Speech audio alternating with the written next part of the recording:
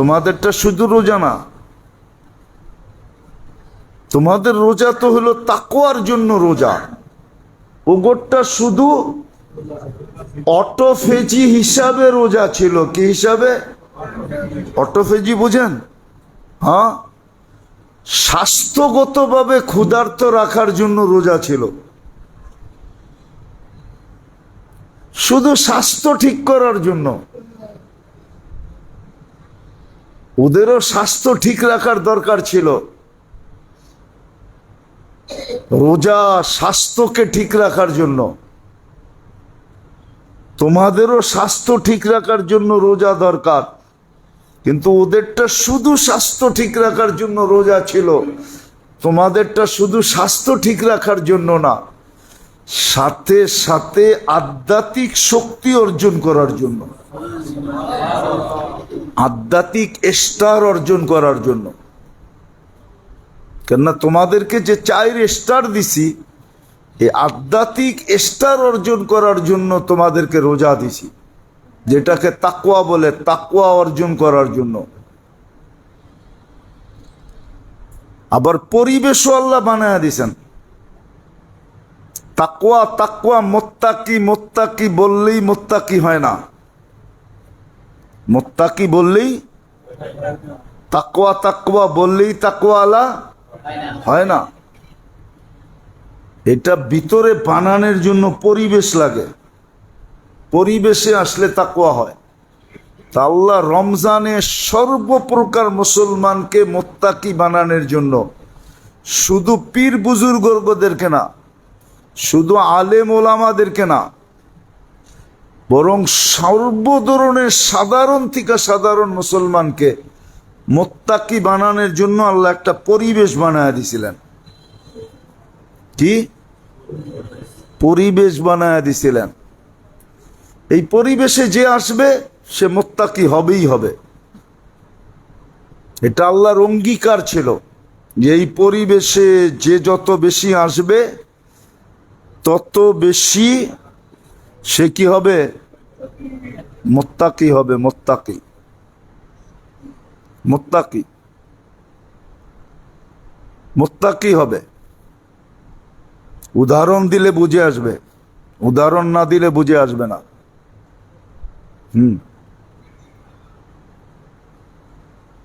প্রথম যেটা দরকার, যে রমজানে ক্ষুধার্থের মাত্রা বেশি হওয়া। লম্বা সময় ক্ষুধার্ত থাকা দ্বারা কি হয়? তাকওয়া আসে। কি লম্বা সময়? তো রমজানই লম্বা সময় পানাহার ছাড়া থাকা হয়, ঠিক না? কি সত্য তো? এই পরিবেশকে কইরা দিল, কেন কইরা দিল? আমাকে মুত্তাকি বানানোর জন্য, আমার ভিতরে তাকওয়া আনার জন্য। তাকওয়া পরিবেশ বানায় দিছে।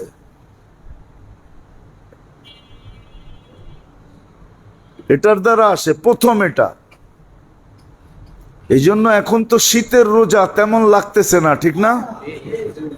6টায় বন্ধ হয়, 6টায় খুলি, ঠিক না? কি 6টায় না হইল তো 6টাই তো, ঠিক না? আরে 5টায় বন্ধ হয়, 6টায় খুলি, ঠিক না? এই তো জুন জুলাইয়ের রোজা তো না, ঠিক না? আগামীতে আরো ছোট হয়ে যাব, ঠিক না? এখন গায়ে লাগে না। তারপরও মনে করেন 12 ঘন্টা না খায়া থাকতে হয়, ঠিক না?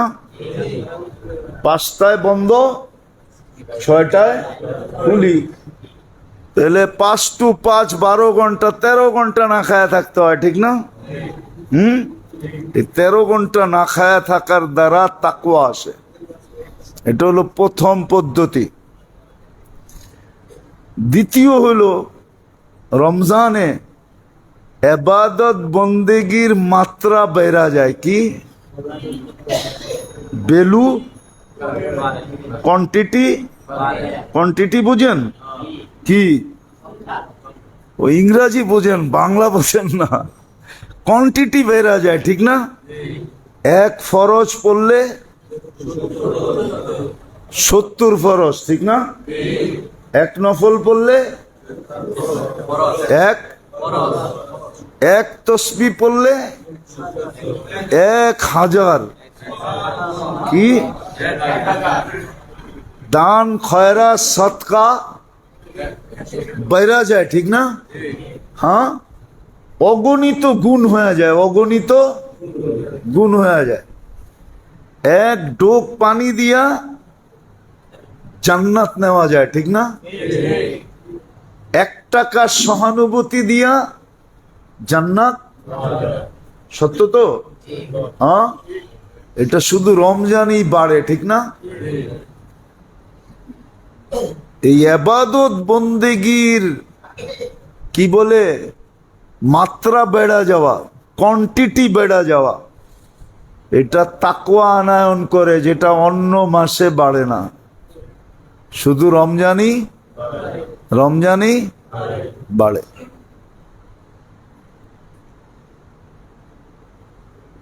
তৃতীয়, লম্বা তেলাওয়াত শুধু রমজানই শোনা যায়।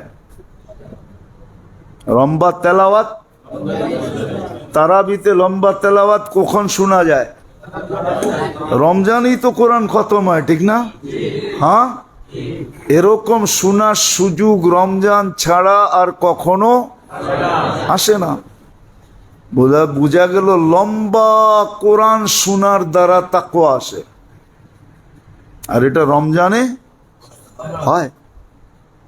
রমজানে রোজা শুধু শরীরের জন্য ছিল না, ডাক্তারি ভাবে রোজা এত উপকারী, যাদের ডায়াবেটিস নাই, আল্লাহ যাদেরকে ডায়াবেটিস দেয় নাই, যাদেরকে ডায়াবেটিস থেকে মুক্ত রাখছেন আল্লাহ, ওদের রমজানে খাওয়ার মাত্রা খুব কমায়া দেওয়া দরকার। হ্যাঁ, ডায়াবেটিস আলাদের একটা মাত্রা থাকে যে এই মাত্রা পরিমাণ খাইতেই হয়, না খাইলে হাইপো হয়ে যাবে, না খাইলে ডায়াবেটিস কমে যাবে। যেমন আমি এখন বয়ান করতেছি, আজকে আমার খবর হইব, আজকে আমার না ডায়াবেটিস কমতেছে, আমি বুঝতেছি। কি কমতেছে? বয়ান করতে শক্তি লাগে ভিতরে, হ্যাঁ, শক্তি ব্যয় হয়, এনার্জি ব্যয় হয়, যার দ্বারা ডায়াবেটিস কমে। এই জন্য আমরা যখন বয়ান করতে থাকি ডেলি 3 বার 4 বার, তা আমাদের ডায়াবেটিসের ওষুধ তেমন খাইতে হয় না, কেননা ডায়াবেটিস নিজে নিজে কন্ট্রোলে থাকে, খানা খাইলেও অসুবিধা হয় না। হ্যাঁ, আল্লাহর মেহেরবানি, খাইলেও অসুবিধা হয় না। ওই যে চিল্লাইছি, বয়ানে চিল্লাইতে হয় না। হ্যাঁ, তো ডায়াবেটিস গাম ঝরছে, হাত পাও নাড়াচাড়া হয়েছে, কথা কইতে হাত পাও লড়ে না। হ্যাঁ, এই জন্য যাদেরকে আল্লাহ এই রোগ দেয় নাই, ওরা রমজানে কম খাওয়া উচিত, খাওয়ার মাত্রা কমায় দেওয়া উচিত, তাইলে তাকওয়া দ্রুত গতিতে আসবে। কি তাকওয়া দ্রুত গতিতে, শরীর দ্রুত গতিতে সুস্থ হবে। দ্রুত গতিতে কি হবে? কেননা রোজা দিচ্ছেন শারীরিকভাবে সুস্থতা অর্জন করার জন্য।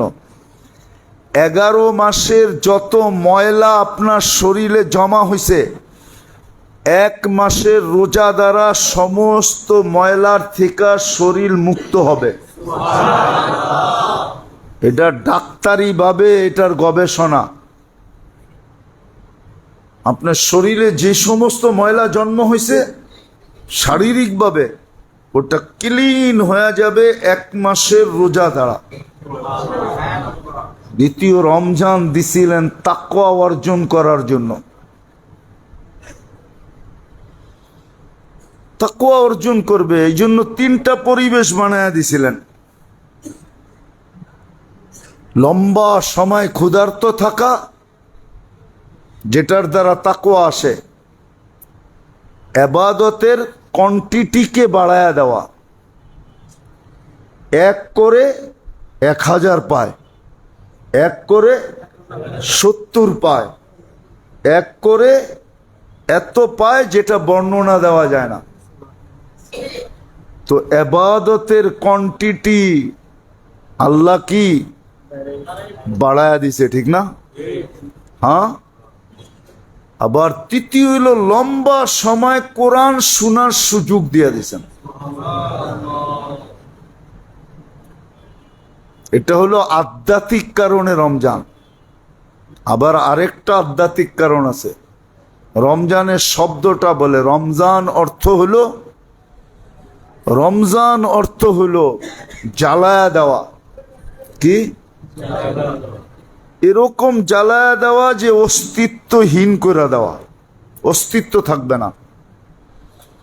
বলে রমজান মোমেন মুসলমানের গুনাহকে জ্বালায়া দেয়, অস্তিত্বহীন করে দেয়। কোনো গুনাহ থাকে না, কোনো গুনাহ থাকে না, কোনো গুনাহ থাকে না। এই জন্যই তো আল্লাহ রসুল বলছে রমজান যেদিন শেষ হয় ওই দিন সে এরকম নিষ্পাপ হয় যেরকম তার মা তাকে এই মুহূর্তে জন্ম দিল। এরকম নিষ্পাপ হয়ে যায়। গুনাহ জ্বলতে থাকে, জ্বলতে জ্বলতে জ্বলতে জ্বলতে ক্ষুধার দ্বারা, বন্দেগীর দ্বারা, এবাদতের দ্বারা এই যে এক কষ্ট সহ্য করে সে যেন নিজের গুনাহকে জ্বালাইতেছে, একদিন পুরা নিঃশেষ হয়ে যাবে।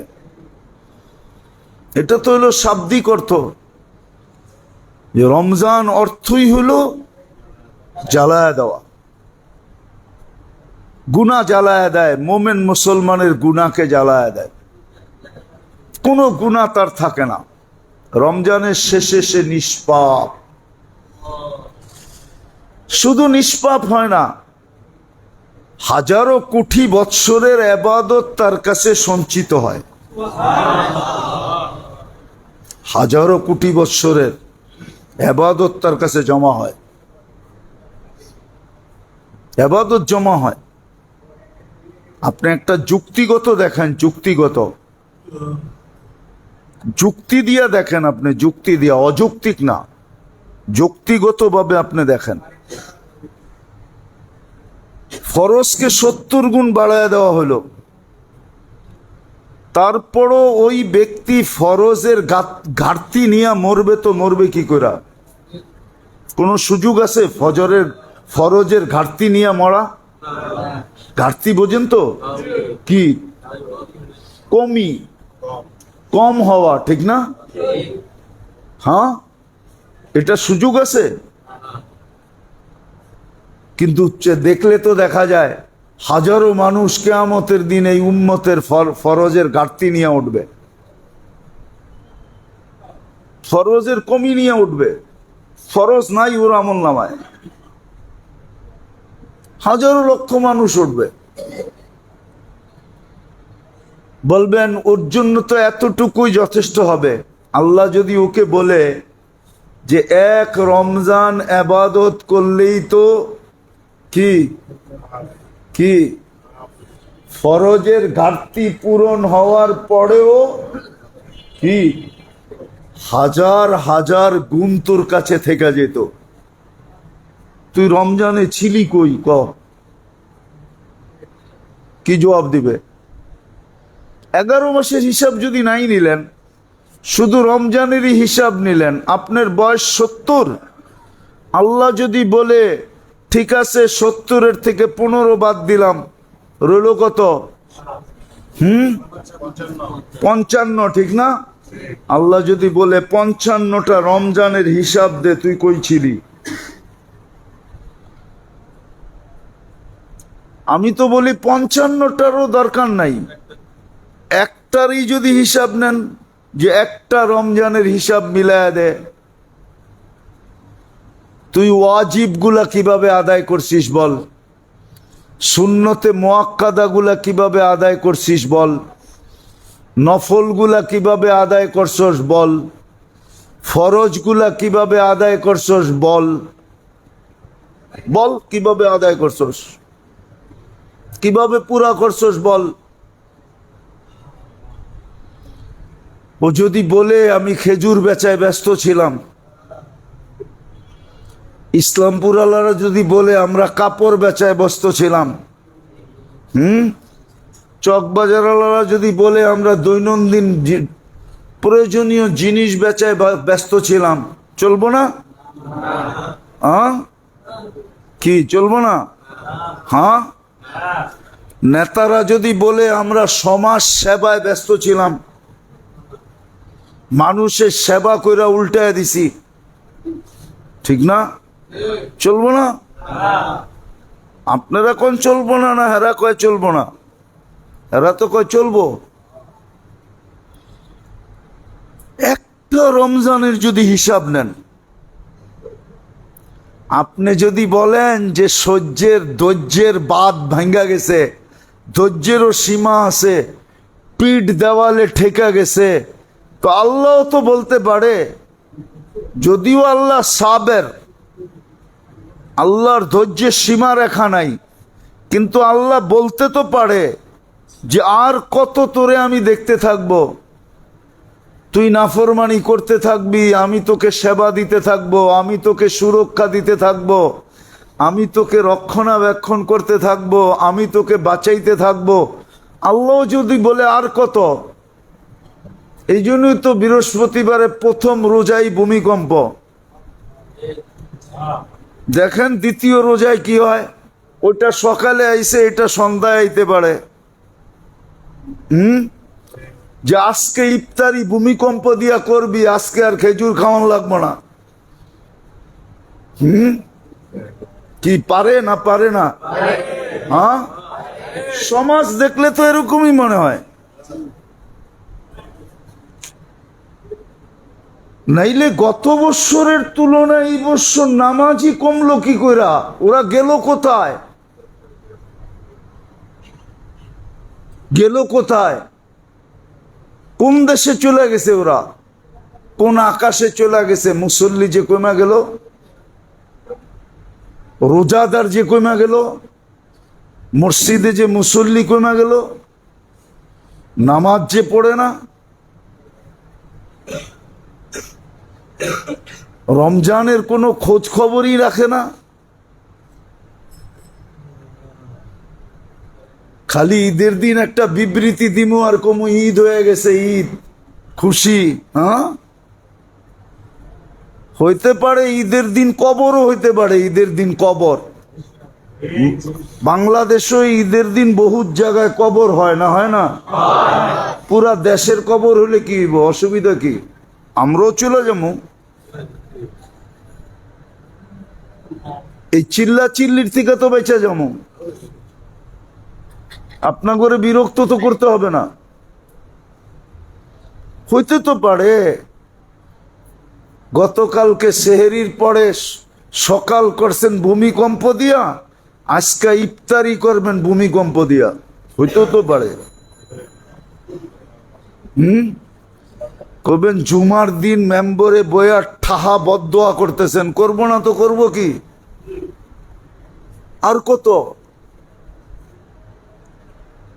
নাইলে গত বছরের তুলনায় মুসল্লি কমে গেল।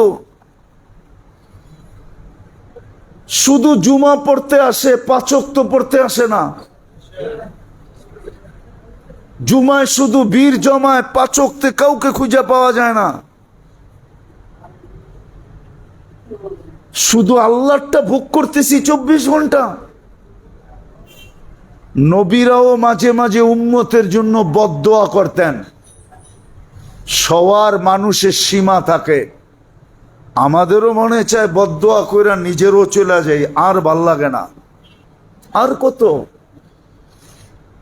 কিয়ামত আসা যাওয়া ভালো, আর কত?